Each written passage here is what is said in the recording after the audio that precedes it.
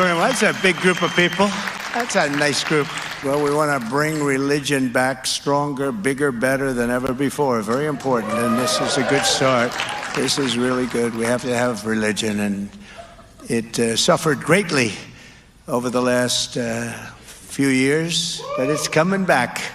It's coming back strong, and I want to thank you, Pastor Paula, who I have known for a long time. She's a fantastic person, and thanks to the thousands of believers here today from all across the country and from all around the world.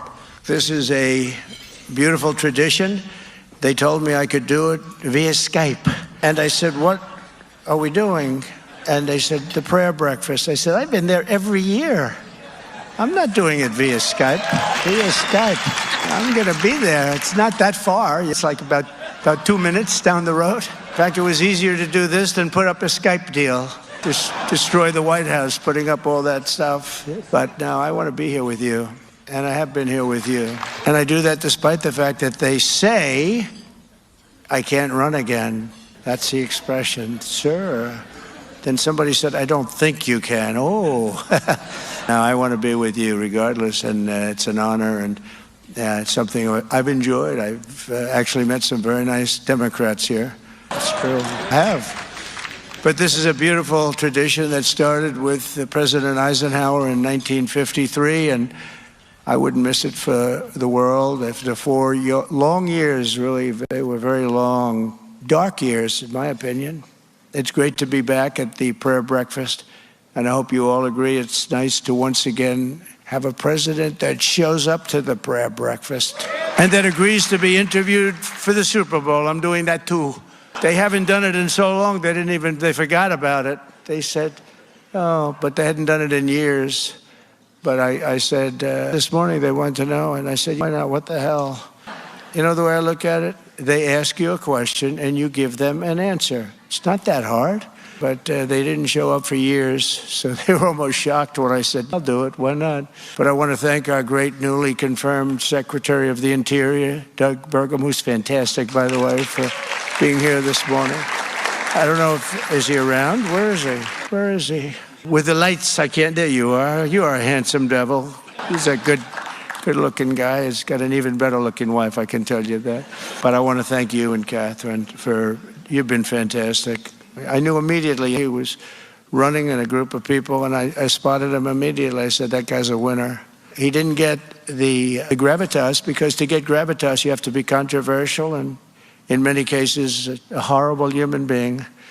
You get a lot of gravitas that way, and he's a very good human being and very smart. But I said, he is really outstanding, and he's going to do a job with Chris Wright. Two of them, it's like a partnership with Interior and Energy. He's going to have more liquid gold coming out of the ground than anybody's ever seen before. We're going to drive the price down, and everything else is going to follow. He's one of the really important people. He's a very, very, very great gentleman, was a fantastic governor, by the way, and really did do, and sort of learned the oil business as a governor, because he made his money, made a lot of money, which I like. I like people that make money, because that means they can help us. And they always like me to put in really people that have failed. They want, please, sir, he's made too much money and he's become too successful. They want me to hire people that have totally failed to run Department of Energy. Somebody that lost all his life. I just don't want to do it. I know it sounds nice, but I want to get somebody that was so successful, because we got to bring the country back, and him and Chris are going to be unbelievable. I really believe it. But I want to thank you very much, Doug, for what you've gone through. He's gone through a lot too, but he was easily approved because he's an honest person. He gave a statement, they read it, they said thank you. But as well as our co-chairs, Representatives Ben Klein and Jonathan Jackson, thank you very much. Thank you very much. Thank you. Thank you, fellas. Congressman Eric Burleson and visiting dignitaries from more than 120 countries. From the very beginning of our republic, America has always been a nation founded by people of faith and strengthened by the power of prayer and united by 4 simple but very beautiful words: in God we trust. And you all know there was a movement to get that out. I said, no way, don't bring it up. Don't bring it up. I don't want to hear it. There was a movement. We don't want that. because we shouldn't be mentioning God. There was a very strong movement, just like they don't want to say Merry Christmas, but now they say it. Remember in 2016, I was a whole big part of my campaign. You're going to say Merry Christmas. Well, now they do it again. But I don't know if you've been watching, but we got rid of woke over the last 2 weeks. Woke is gonzo. Despite the other side stealing hundreds of millions of dollars to promote woke. Did you see what happened yesterday, where they found hundreds of millions of dollars of money was fraudulently given to newspapers and, I guess, Politico? I don't know, they're here. Good, I hope you're enjoying your breakfast. No, they gave money to all this out of U.S. aid, right? U.S. AID. It came out, hundreds of just tremendous amounts of money, had nothing to do with anything. This is a terrible thing that was experienced, but we're catching them left and right. We're catching them. We're catching them to a point where they don't know what the heck is going on. They can't believe they're getting caught. And I have great respect for the people that are doing it. Elon Musk is helping us on it. And he's pretty good. He's pretty good. He's pretty good at it. But the numbers are astounding. They're astounding. Even Doug was shaken up by what he heard. Do you believe that, Doug, what you've been reading? It's just very dishonest stuff. But it was faith that led the pilgrims to cross an ocean and settle this majestic continent, and we're going to keep it majestic. It was belief in our Creator that moved the patriot farmers to stand strong for their liberties at Concord Bridge 250 years ago this April, and we're going to have a big party next year. And we have the Olympics coming in, and we have the World Cup coming in, and we have the 250th year celebration, all three. And when I was president, I got the Olympics and I got the World Cup. 250 years I had nothing to do with.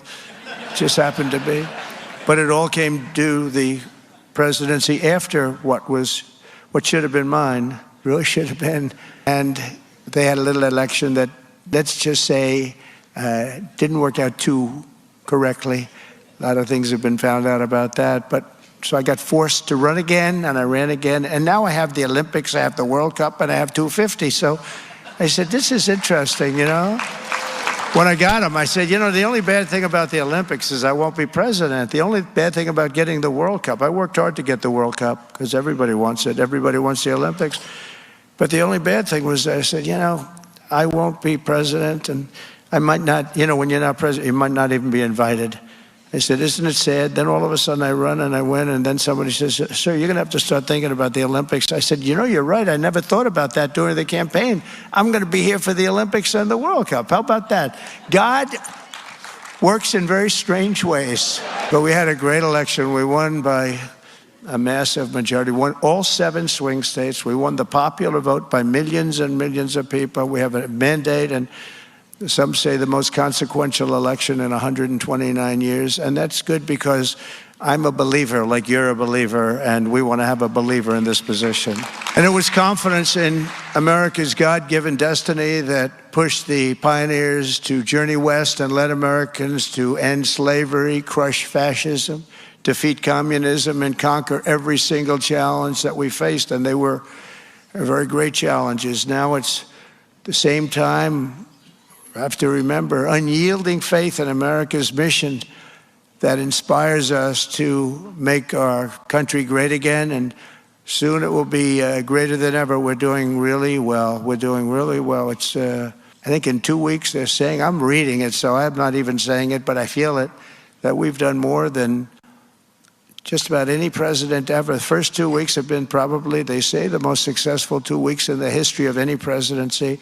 Now all we have to do is keep it going for another couple of 100 weeks. But it's been very successful.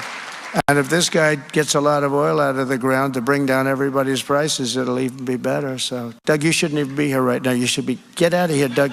Start looking for oil. After years of decline, Americans are reasserting our true identity as a people ordained by God to be the freest and most exceptional nation ever to exist on the face of the earth. But we weren't that for 4 years. I don't believe we were. And we're getting there very soon, very quickly. I'll be able to say it, and we'll be able to say it again. As I said in my inaugural address 2 weeks ago. A light is now shining over the world, the entire world. And I'm hearing it from other leaders. I'm hearing it from leaders that have traditionally not been on our side, that there's so much more, there's such a good feeling in the air, so different than it was just a short time ago. Because here in America, we are once again a nation that believes in ourselves. We believe in our destiny and trusts in the providence of Almighty God. And I can tell you the opposite side, the opposing side, and they oppose religion, they oppose God. They've lost their confidence. They've lost their confidence. It's a different group of people than I remember. Over the past 2 weeks, our strength has been restored, our spirit has been revived, and a new national momentum has been sweeping across our land. The golden age of America has officially begun. And I will tell you, I just read it this morning, a statistic just came out that in the last 15 years, we just broke the record, Army recruitment, and they think it's going to be 25 years, but right now it's 15, more than 15. Army recruitment has gone up. You've probably been reading that it's been way down in the dumps, and recruitment's the highest it's been in more than 15 years, and that's going to get higher, and it could be 25 years, but that's going to get higher and higher, and that's a tremendous thing. That's a tremendous thing, and a poll came out that the spirit of the country is up 49%. Where did you hear that? That's a record that's never gone up, and that's gone up over just since the election, since November 5th. What a great day. Was that a great day? Was that great? Because we're going to make our country great again. After years of stagnation, our economy is roaring back to life. Optimism is soaring, hope is returning, and we have brought back the words common sense to our government. We had a big day yesterday, you saw that, having to do with men in women's sports. No longer, it's over. But we're going to be securing our borders, defending our freedoms, and restoring the principle of meritocracy. Merit, we're a merit-based country again. And we have a Supreme Court ruling to that effect. Nobody thought that was going to happen. That was a great ruling. It didn't get the notoriety that other things get, but in its own way, it was just about as important as anything. It gave us the right to go back to a merit-based. We're a merit-based country now. It's based on competence, intelligence, and based on ability and all of the things that really can make a country great. Around the world, America is being respected again, and you are already witnessing some very incredible results. Just days before taking office, my team negotiated a breakthrough ceasefire agreement to stop the bloodshed and killing in the Middle East and return the hostages held captive by Hamas back home to their loved ones. And as the Bible says, blessed are the peacemakers. And in that end, I hope my greatest legacy, when it's all finished, will be known as a peacemaker and a unifier. I hope that's going to be true. You know, when I left, we had no wars, we had no problems, we had no inflation, all we had was we were going to go just up.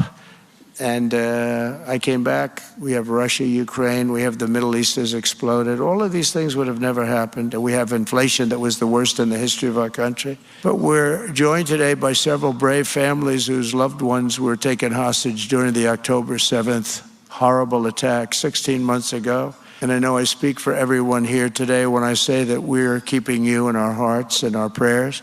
And please stand if you are one of the people who have been so gravely affected. Please stand.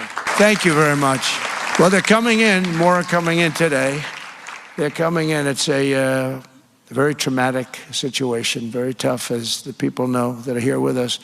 But they're coming in. And I made a statement, I meant it totally, that if they're not home by the time I get into office, all hell will break loose in the Middle East. And I think they respected that statement. So we'll see. But we have more hostages to come, and we hope they live up to their word. And I have to say, who knows if that's going to happen. But one way or another, it's going to work out. It's going to all work out. As president, I will not rest until every remaining hostage has been returned to their families. So thank you all for being here. Appreciate it. Also with us is an incredible survivor of October 7th. What a horrible day that was. That would have never happened. Iran was broke. They had no money to pay to Hamas or Hezbollah. They were stone cold broke. And when I left, They started selling their oil again. They took the sanctions off. They did everything wrong. I mean, I'd like to say the opposite of that. I would much prefer saying the opposite, but they did everything wrong. That includes with Russia and Ukraine. That should have never happened also. All those millions of kids, you know, the soldiers are just being decimated. The two countries, probably 800,000 Russians, 600, 700,000 Ukrainians, young people, just laying on a battlefield dead. It's a horrible situation going on over there. We're working very hard, and I think making progress to stop it. Also with us is an incredible survivor of October 7th who was held captive by Hamas for more than 8 months. Noah Agramani was the music festival. She was at the music festival and attacked on that terrible day. Where are you? Where are you? Thank you very much. Thank you. Thank you very much. That's great that you're here. I watched you on television. I don't know what you're doing, but you look like a much younger person. I don't know what the secret is. Please give it to all of us. For 245 harrowing days, Noah showed unwavering strength and courage and faith as she endured the unendurable, really, what she went through. But by the grace of God, she was rescued by the Israeli Defense Forces, and now she's come back to pray with us this morning, and it's such an honor to have you, and you're really an inspiration, Noah, to all of us. Thank you very much. The innocent civilians attacked on October 7th were targeted for one reason, because they were Jews. They were murdered and kidnapped because of their faith, and these events remind us of how blessed we are to live in a nation that has thrived for 2.5 centuries as a haven of religious freedom, although I will tell you the last 4 years have been very difficult. It would have been a very difficult thing for me to have made that statement if this speech was taking place 2 years ago.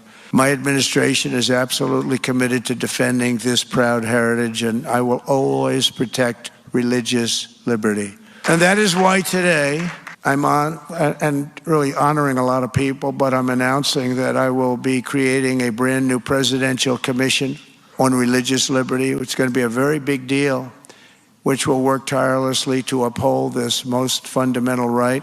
Unfortunately, in recent years, we've seen this sacred liberty threatened like never before in American history. There's nothing happened like the last 4 years. What's happened with so many things have gone bad. But religion, what they've done, and the persecution that they've executed have been just horrible. For example, most of us would not have believed it possible that a grandmother with a severe medical condition, quite elderly woman, would be put in jail for praying here in America. She was put in jail because she was praying. But we're joined today by a woman who was 75 years old. Paulette Harlow was sentenced to 2 years in prison for peacefully praying outside of a clinic, charged under an obscure law that hadn't been used in years, selectively weaponized against Christians by the previous administration. I never understood how we won with evangelicals, we won with Christians by a lot. But even that little bit that they got, I said, who are the people that voted for them? Who would vote for them?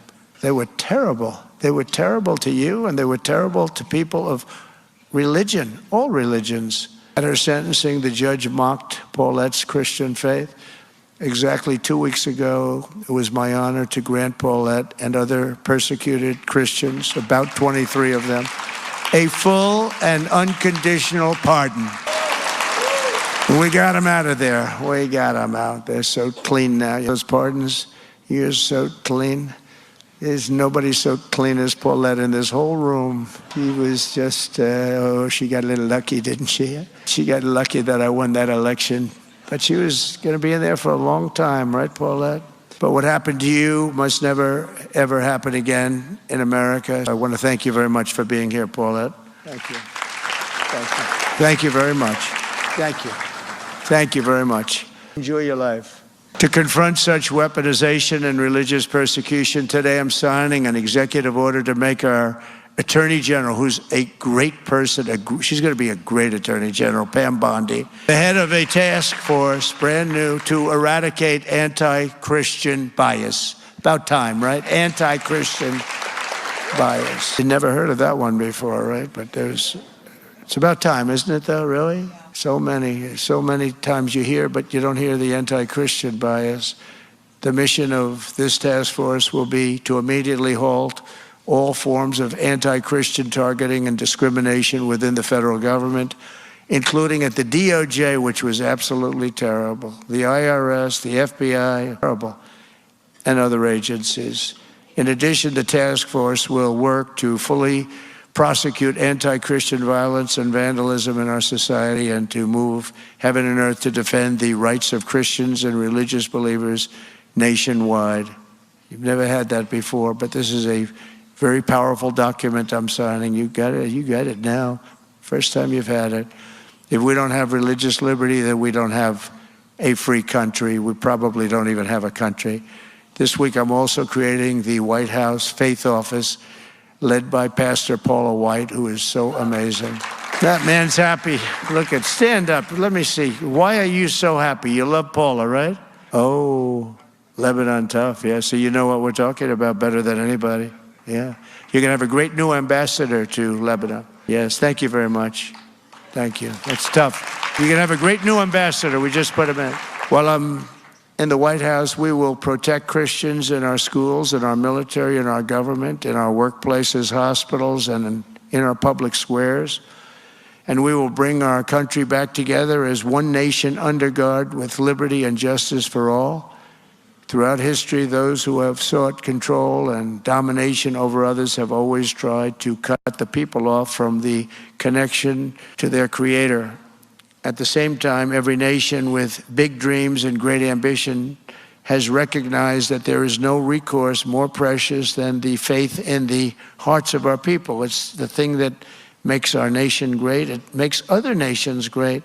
When you don't have it, you don't see great nations. Without God, we are isolated and alone, but with God, the scripture tells us all things are possible. Well, look at me. I'm standing before you today. I shouldn't be here. I shouldn't be here. A lot of people said, I shouldn't have been here. A beautiful day in Pennsylvania. It's a shot that should not have been missed. Well, it got me a little bit.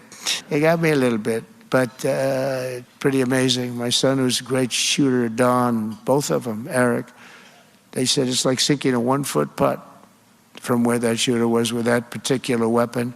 And it just happened to turn at the right instant, a fraction of a second. If I was late or early, it would have been over. And you would have somebody else speaking today. But got very lucky. It was a chart on immigration came down, and I looked to my right. Quickly, I looked to my right. I said, drop that chart. Boom. And I said, man, what was that?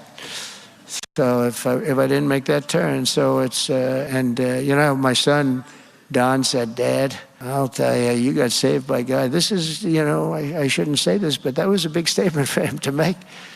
He was moved, Eric, likewise, because it's, you know, you could say it's a miracle or you could say something, but it was really, it was God that saved me. Thank you. But even in the dark, thank you. Thank you very much. Thank you very much. That's very nice. Even in the darkest moments, hope is never lost. And 2 weeks ago, I went to a small town in North Carolina. What a great place North Carolina is. We love North Carolina. We won that thing 3 times. We won the primaries. We won the elections. We won it. And my daughter-in-law, Laura, is so incredible. She comes from North Carolina. She did such a great job. They love her in the state. But we've had great luck there, and I reciprocate. And it had been virtually destroyed, the whole state, this Hurricane Helene. It was a heavy water hurricane, the water like nobody's ever seen. And lakes were built in areas that were always dry. And the people had lost everything they owned. There were numerous people, many people dead. FEMA under Biden was a disaster. They were almost not even, they essentially weren't even there. They'd been abandoned by their government. And seen their friends and neighbors swept away and die. Saw many of them. One of those I met was a pastor named Ramona Nix, really good woman. Her congregation is small, but they had just purchased a brand new church, beautiful church. She said people asked her, what are you going to do with this big building? It was such a good, beautiful situation to be in. And then came the hurricane. And she looked at them, she said, only God knows. Just 1 week after dedicating that church, the storm hit their little town, and the pastor's church became a lifeboat for a community that was just displaced. The church withstood the storm, one of the few buildings that did. Before the end of the week, the sanctuary was so packed with supplies that it was hard to walk. Everybody from all over the country was sending her. All right, it does look like that feed just switched on us. However, we do have another one. Oh, looks like it just came back. Sometimes this happens live TV. Let's head back to President Trump. He said, sir, God is good. He is very good. It's been just 17 days since I took the oath of office. Wow, 17 days. It's time still flies. It's 17 days. It's gone. I've been so busy that it's hard to believe. But we've done a lot in 17 days, haven't we? And in those 17 days, we've accomplished really what some people haven't accomplished in 8 years. From the flood-ravaged valleys of North Carolina to the flame-scorched bluffs of California. I went there. What a shame that is. I've never seen anything like it. As far as the eye could see, just devastation of rich neighborhoods, very rich neighborhoods. Some of the richest people in the country lost their houses. Rich and middle income, I wouldn't say poor people.